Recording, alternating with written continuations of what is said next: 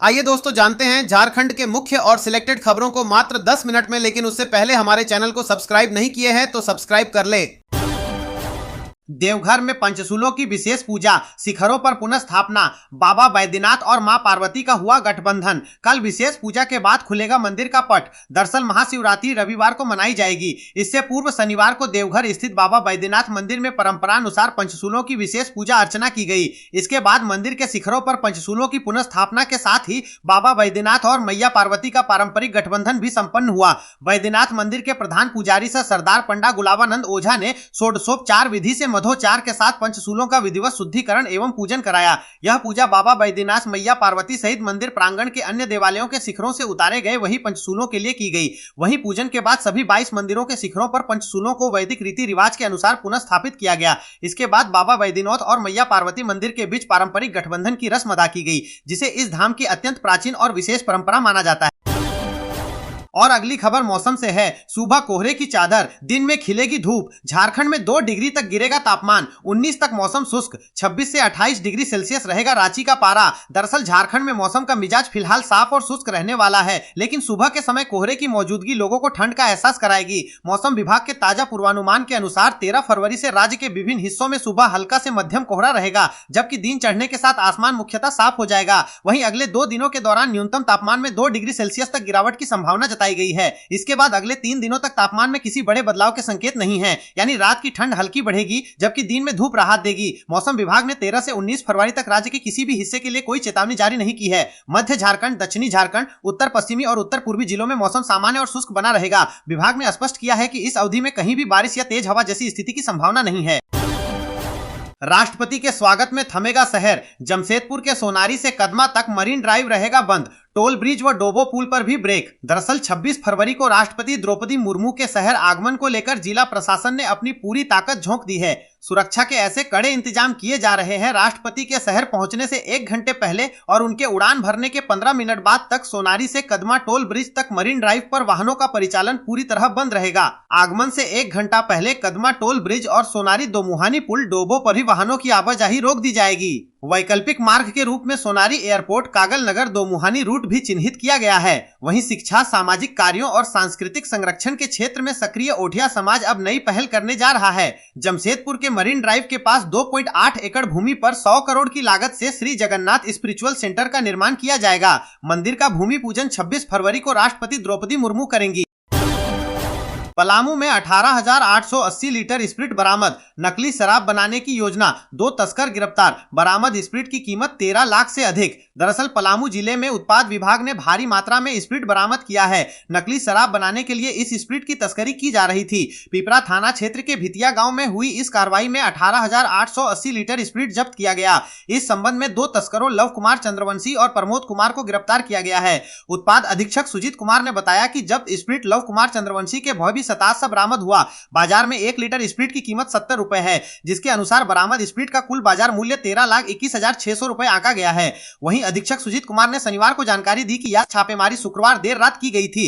प्रारंभिक जांच में पता चला है कि पंजाब से टैंकरों में स्प्रिट लाई जाती थी, जिसे बाद में 40 लीटर के गैलनों में भरकर बिहार या पलामू के नगर निकाय चुनावों में खपाने की तैयारी थी।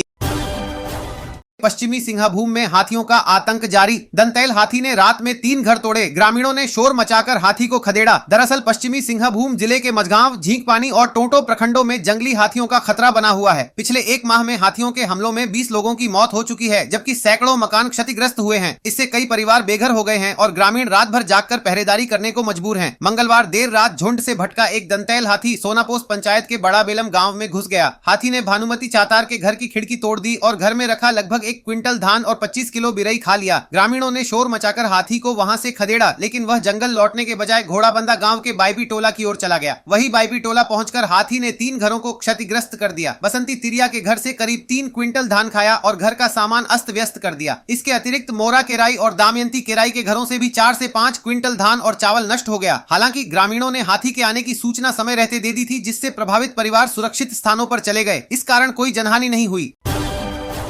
शहर की सरकार से निकलेगा विधानसभा चुनाव का नया रास्ता। दरअसल झारखंड में शहर की सरकार से विधानसभा चुनाव का नया रास्ता निकलेगा। इस चुनाव में जीत हार के आधार पर ही वर्ष 2029 के विधानसभा चुनाव का संक्षिप्त आकलन हो सकेगा, क्योंकि राज्य के विधानसभा की करीब 35% सीटें शहरी क्षेत्र में है। इसीलिए इस चुनाव को विधानसभा चुनाव का रिहर्सल माना जा रहा है। यही कारण है कि गैर दलीय चुनाव होने के बावजूद सारी पार्टियों ने इसमें पूरी ताकत झोंक दी है। यह चुनाव पार्टियों की अग्नि परीक्षा भी होगी। कागजों पर देखें तो शहरी क्षेत्र में भाजपा मजबूत है, पर जमीन पर देखें तो कहानी उतनी आसान नहीं दिखती। होली पर रांची हटिया स्टेशन से विशेष ट्रेनें चलाने की मांग। दरअसल रांची राज्यसभा सांसद डॉक्टर प्रदीप वर्मा ने केंद्रीय रेल मंत्री अश्विनी वैष्णव को पत्र लिखकर होली के दौरान रांची हटिया से देश के प्रमुख शहरों के लिए विशेष ट्रेन सेवा प्रारंभ करने की मांग की है। डॉक्टर वर्मा ने अपने पत्र में लिखा है कि रांची राजधानी होने के साथ साथ सामाजिक, आर्थिक और राजनीतिक गतिविधियों का प्रमुख केंद्र है। शिक्षा, रोजगार, चिकित्सा, व्यापार और पर्यटन सहित विभिन्न कारणों से बड़ी संख्या में लोग रांची से देश के अलग अलग हिस्सों की यात्रा करते हैं। ऐसे में रांची हटिया रेलवे स्टेशन राज्य के यात्रियों के लिए महत्वपूर्ण आवागमन केंद्र है। होली जैसे बड़े पर्व के दौरान यात्रियों की संख्या में अत्यधिक वृद्धि होती है। वर्तमान में उपलब्ध ट्रेन सेवाएं इस अतिरिक्त दबाव को संभालने के लिए पर्याप्त नहीं है। उन्होंने सुझाव दिया कि होली पर रांची हटिया से जम्मू, एर्नाकुलम, अहमदाबाद, इंदौर, प्रयागराज, सिकंदराबाद, नई दिल्ली, गोरखपुर, बीकानेर, लखनऊ एवं जयपुर जैसे प्रमुख गंतव्यों के लिए विशेष ट्रेन सेवाएं अथवा अतिरिक्त फेरे संचालित किए जाएं। इन सेवाओं के शुरू होने से यात्रियों को सुविधा मिलेगी।